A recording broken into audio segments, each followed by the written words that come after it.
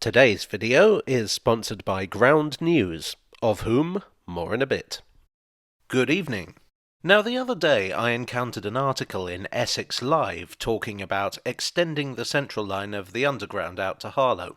Apparently this is something that Harlow's council were looking into back in 2021. This up-to-the-minute reporting is exactly the kind of quality journalism you can expect from this channel. And it set me thinking, is such an extension a remotely practical proposition? As things stand, the Central Line is a little over 46 miles long, which makes it the longest underground line. As things stand, the Central Line is a little over 46 miles long, which makes it the longest underground line. It used to be even longer. In the east it terminates at Epping, but it used to go further, all the way to Ongar. That section closed in 1994 due to poor patronage. The line runs right through the centre of London, out to West Ruislip and Ealing Broadway in the west. According to the book Harlow, The Story of a New Town, Harlow is a new town. The new towns were a post-war concept in Britain, basically with so much of Britain's inner cities getting levelled by bombing during the Second World War. It was decided to build a bunch of new, ultra-modern towns that would not only combat the housing shortage, but improve the standard of living generally.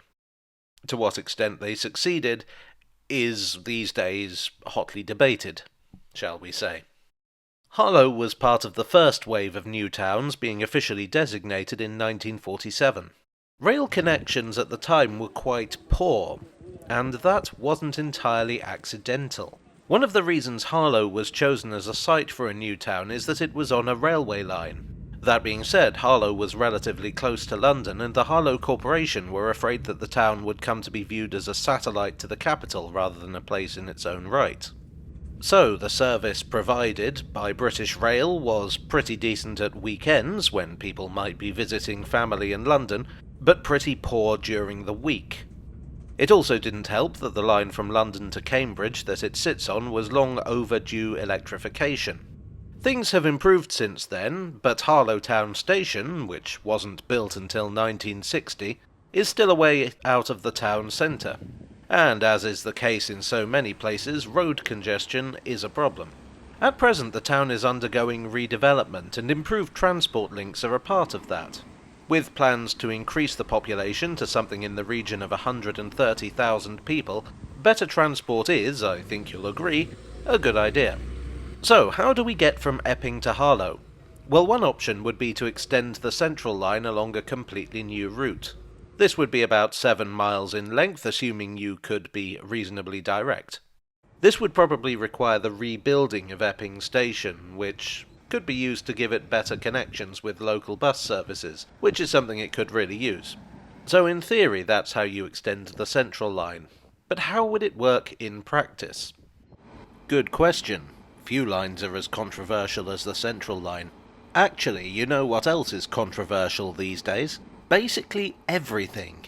And that's why today I'm glad to say that I'm partnered once again with Ground News.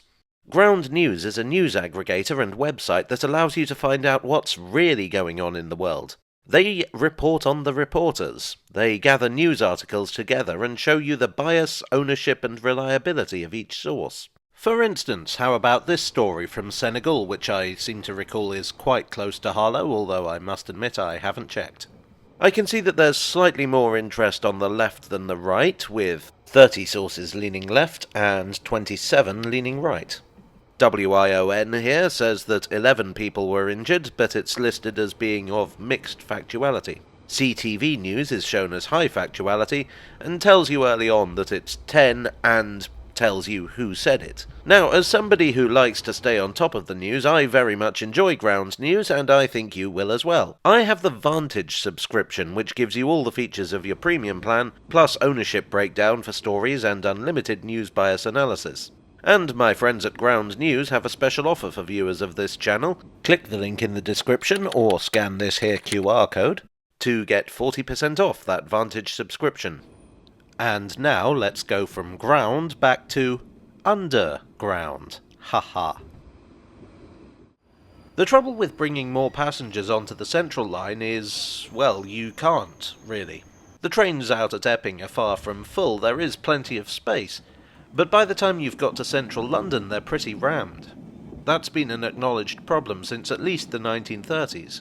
In fact, one of the reasons the Elizabeth line got the green light was because it would partially shadow the central line and take some of the pressure off.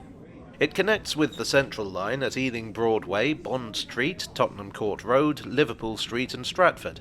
Having finally got that line open in 2022, I don't think TfL would be too keen once again to fill the trains to bursting point.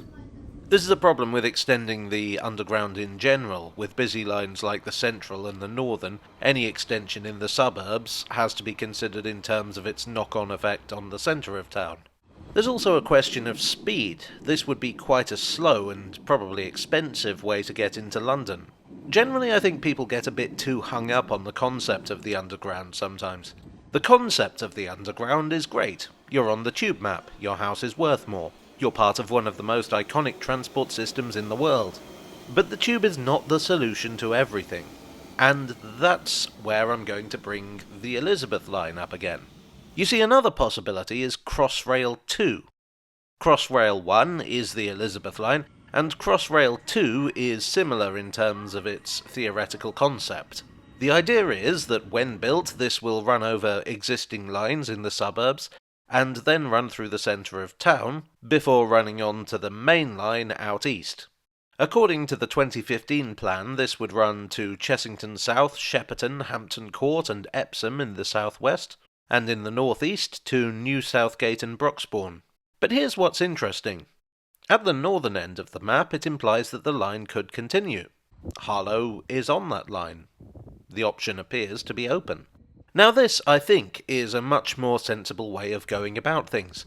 The Elizabeth line, for all its detractors and a certain amount of teething troubles, has proven to be a great success in terms of numbers of passengers carried. It's fast and it's convenient. This new line would serve central London destinations such as Euston, Victoria, Dalston and Chelsea, and connect with several other services including Thameslink, the Elizabeth line, the trams and the Overground. The ease of commuting could make Harlow a very attractive place to live, which I realise is exactly the opposite of what the original council wanted, but they had their chance. I can't not mention another plan in the works, known as the Hertfordshire and Essex Rapid Transit System, known by the unfortunate acronym of HURT. This would connect Harlow, Hemel Hempstead, Gilston, Watford and St Albans, and possibly also Stansted Airport. The exact form seems uncertain, the website is vague. They've said that the vehicles will be zero emissions, spacious, comfortable and accessible, and that the route will be using the St Albans Abbey branch, which all suggests a sort of light rail tram type thing, similar to the Croydon tram or the Manchester Metrolink, and that's why I've been using footage of those here. While this doesn't give Harlow a direct connection to London, it would potentially connect it with the West Coast Main Line and or the Thameslink. The Thameslink from St Albans runs right through the centre of London, serving the city at City Thameslink. It connects with the International Line at St Pancras and the Elizabeth Line at Farringdon. But the HURT project doesn't seem to be going anywhere fast. The videos on the website talk about plans for 2021. There are a couple of other schemes. One suggests quadrupling the track to Stansted Airport. Or is that doubling? Making it so there are twice as many tracks as there are at the moment. Another, perhaps the simplest to implement, would be to spread the London fare zones further out to include Harlow. This wouldn't make the rail connections any better per se, but it would simplify the fare structure and could make using the existing rail links more attractive. Plus, of course, it would put Harlow on the tube map, if not actually on the tube.